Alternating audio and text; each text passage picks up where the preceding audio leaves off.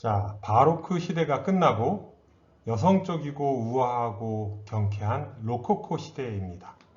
자, 그러면 얼마나 우아하고 아름다운지 한번 로코코에 대해서 배워보도록 하겠습니다.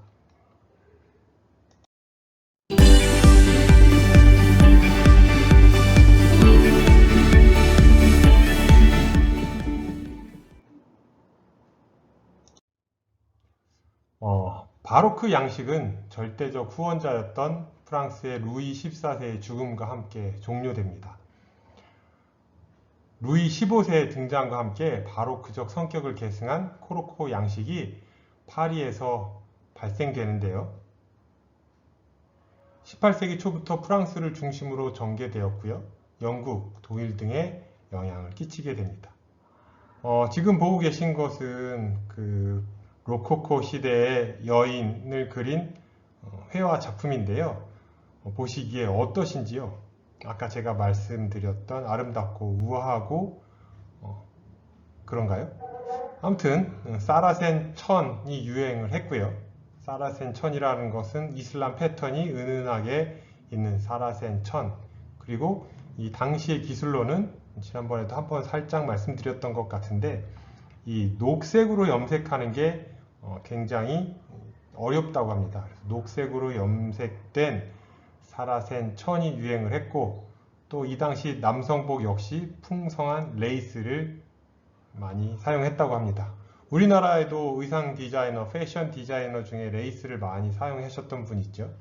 엘레강스하고 우아하고 이런 앙드레이 김 디자이너가 이렇게 레이스 흰색을 많이 사용했습니다. 이처럼 중국 공예품의 다량의 유입을 통해서 중국풍의 문양을 도입한 패션과 미술이 유행을 했던 시기이기도 합니다. 자, 그럼 로코코 예술에 대해서 조금 더 자세히 알아보도록 하겠습니다. 자, 그럼 로코코 예술의 배경에 대해서 살펴보겠습니다. 로마 카톨릭 교회가 가지고 있던 권위, 그리고 프랑스의 루이 14세가 가지고 있던 절대 권력이 18세기에 들어서면서 점차 퇴보하게 됩니다. 점차 힘이 약해진 거죠. 그리고 궁정 중심으로 장엄했던 바로크 미술은 점점 장식적이고 감각적인 귀족 문화로 변모해 가게 됩니다. 그리고 18세기는 전제 왕권 사회가 점점 이제 왕권이 약화되고 시민 중심의 근대 사회로 이행되어 가는 변환기를 맞이하게 되는데요. 이때는 미신과 종교의 권위 대신에 자연과 이성을 중시하는 합리주의가 세상에 싹 틉니다. 계몽시기였음을 나타내주고 있는 대목입니다. 하지만 이 로코코의 표피적인 감각성이 18세기 전체 유럽 사회의 이념적인 충돌과 사회 변화를 모두 담아내는 것은 불가능했다고 할 수 있겠습니다. 어려운 말 했는데 정리하자면 바로크의 연장선에서 외형상의 양식이라기보다는 그런 바로크는 외형적인 양식이었던 거였죠. 누군가에게 보여주고 싶었던. 하지만 이 장식의 개념에 치중하였다면 이 로코코는 리드미컬한 곡선이 주제를 이루었고 밝고 화려하고 그리고 세련된 귀족 취미를 바탕으로 형성됐다라고 말씀드릴 수 있겠습니다. 두 번째, 가운데 사진을 보시면 뭘 하고 있죠? 음악을 연주하고 다른 사람들이 이렇게 음악을 들으면서 즐기고 있는 그런 귀족 문화를 표현했다라고 볼 수 있겠습니다. 우리 음악가도 바하, 핸델, 하이든, 고전파, 낭만파 이렇게 나뉘어지잖아요. 이렇게 이런 음악을 들으면서 귀족 사회가 꿈틀꿈틀 자기네 것을 돈을 쓰려고 했다라고 정리할 수 있겠습니다. 자, 그러면 건축 그리고 내부 공간에서 어땠는지 한번 조금 더 공간 속으로 들어가 보도록 하겠습니다. 루이 14세가 사망을 하고 베르사유 궁전에서 벗어나서 파리로 들어온 다양한 귀족들은 개인 저택을 중심으로 우아한 방금 아까 말씀드렸던 살롱 문화를 꽃피우게 됩니다. 그래서 살롱이 뭐예요? 쉬운 말로 술 먹고 놀고 음악 듣고 춤추고 노는 그런 공간. 그래서 실내는 곡선과 곡선을 이용해서 곡선과 곡선, 곡선과 곡면을 이용해서 우아하고 화려하게 장식했고요. 또 개인 생활에 쾌락을 주는 개인 위주의 소규모 공간 창조에 열중하게 됩니다. 그래서 기둥은 장식에 의해서 자유로이 수정이 가능해져서 다양한 모습으로 바뀌고요. 또 모든 돌출부의 몰딩은 가늘어지고 약하게 표현을 했고, 또 조각은 얇고 평탄한, 그야말로 로코코 시대는 가구, 식기, 장신구, 의상 디자인과 같은 장식 미술과 공예 분야의 정성기라고 말할 수 있겠습니다. 기존 바로크 시대의 장엄한 효과를 강조하였던 17세기 건축과는 달리 율동감 있는 문양과 밝은 회벽토 그리고 섬세하게 장식된 금박 장식이 그 주류를 이루게 된 것이죠. 지금 보고 계신 사진도 보시면 흰색과 금색 이렇게 장식이 화려하게 되어 있는 것을 볼 수 있습니다. 그리고 이 로코코는 프랑스어의 로카이유, 로카이유는 바다를 말하고요. 로키유는 조개를 말합니다. 그래서 바위와 조개의 합성어로 폐곽과 돌 등으로 장식한 정원 속의 동굴을 의미한다고 해요. 그러니까 조개는 반짝반짝 빛나죠. 근데 그게 바위와 섞여 있어. 그러니까 뭐랄까 복잡한 속에서 장식이 막 이렇게 화려하게 꽃 피어났다. 또 동굴을 의미한다라는 건 외부를 보여주는 게 아니라 내부를 보여주려고 했다. 그런 거에서 만들어진 합성어 로코코라고 합니다. 그래서 이처럼 건물의 외관보다는 실내에 주로 사용된 양식이 바로 건물의 외관보다는 실내에 주로 사용된 양식으로 이전 바로크가 왕의 권위를 과시했던 것이라면 이 로코코는 중요합니다. 로코코는 개인의 생활과 안락을 추구하는 것을 목적으로 했다. 그래서 로코코 건축에서는 메스의 미, 외부 껍데기의 미 구성미는 별로 중요시 여기지 않았어요. 그리고 중요시 여겼던 것은 비건축적이고 고전적인 순수 건축주의 입장에서 타락한 건축으로 간주하게 됩니다.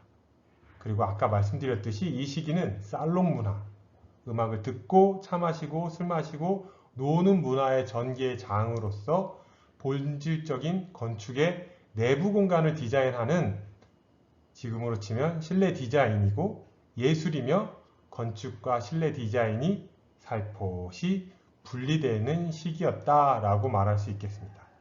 이처럼 건축 외부의 의장에 있어서는 그 특징이 그다지 뚜렷이 나타나지는 않았고요.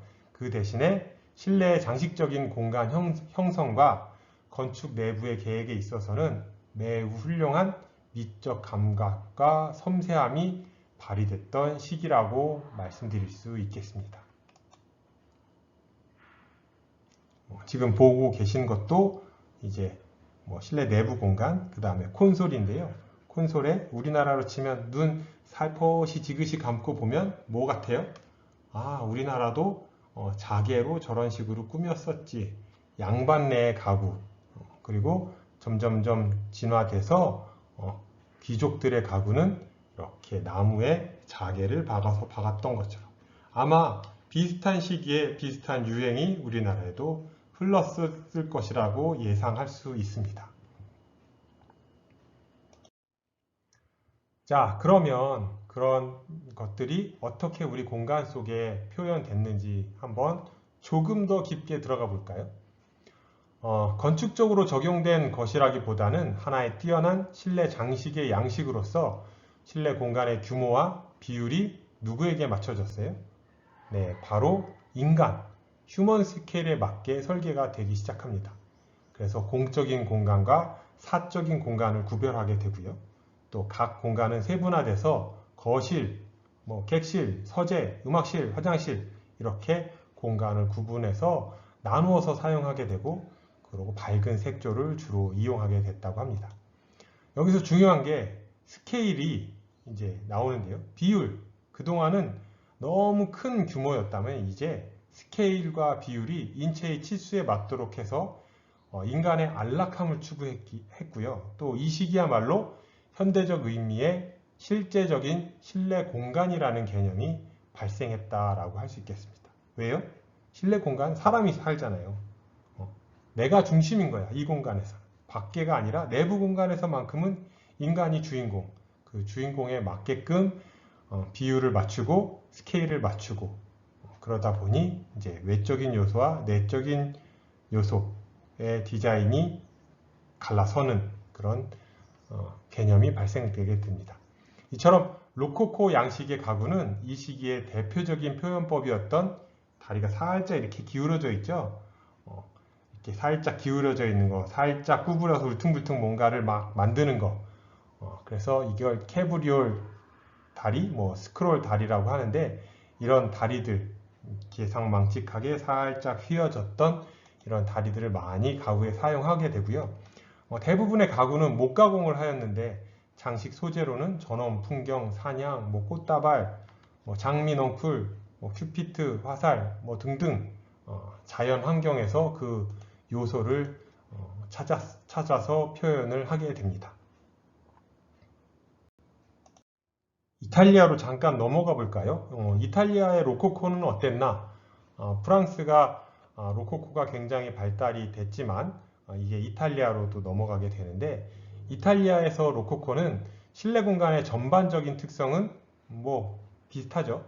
곡선적이고 가볍고 경쾌했습니다. 하지만 프랑스의 실내보다는 다소 조금 복잡스럽고 조잡스러운 감이 있다.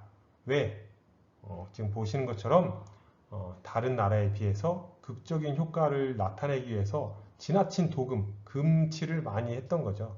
그래서 다른 것보다 조잡스럽다고 하는데 미의 기준이 딱 있는 게 아니기 때문에 이탈리아 사람들의 스타일인 거죠. 어쨌든 이탈리아는 금색을 많이 썼다. 그리고 프랑스에서처럼 열광적으로 발달하지는 못했지만 어쨌든 18세기 동안 바로크의 뚜렷한 특징들을 이탈리아의 공간 요소의 부자들을 중심으로 사적인 공간에 많이 사용된 것을 볼 수 있습니다. 그럼 영국의 로코코를 볼까요? 영국은 18세기 초에 앤 여왕이 즉위하면서 퀸 앤 양식이라고 말할 정도로 앤 여왕이 굉장히 좋아했는데요. 단순하고 간소화된 실내 디자인과 함께 프랑스 로코코 양식의 영향을 많이 받았습니다. 그래서 조지 1세 시대에 들어와서는 부드러우면서도 중후한 이미지의 디자인 경향으로 보여지는데요. 가구에서는 그 전에 사용됐던 이렇게 휘어진 다리, 그래서 곡선이 주로 사용되었고 대체적으로 중후한 구조와 나뭇결의 자연미를 살린 가구가 많이 제작되게 됩니다. 그러면서 동양의 문물이 많이 흡수되는 그런 시기이기 때문에 동양적 양식과도 혼합되어서 시도된 앞에 차이나를 합성어 치펀데일이라는 중국형 가구 디자인도 많이 유행하게 됩니다. 그리고 영국의 로코코 실내 공간인데요. 좌측에 있는 거는 더블 큐브룸이라고 하는 윌턴 하우스의 내부 모습입니다. 단순한 형태의 배경은 흰색으로 쫙 되어 있는 걸 볼 수 있고요. 흰 금거 위에 금색의 판넬링으로 곡면 처리해서 다양한 장식을 벽과 천정까지 이렇게 꾸민 것을 볼 수 있는데요. 이 방 이름이 아까 뭐라고 말씀드렸죠? 더블 큐브라는 용어에 맞게끔 공간에 천정과 이렇게 벽의 중간 부분, 그래서 이렇게 천정 가운데 우물천정처럼 사각형 큐브 박스가 있어서 그 용어에 맞게끔 공간의 기하학적 특성이 드러나는 것을 볼 수 있습니다. 오른쪽에 있는 것은 벨톤 하우스인데요. 17세기 영국에서 유행한 로코코 스타일 인테리어 디자인의 전형을 보여주는 그런 방이라고 말할 수 있겠습니다.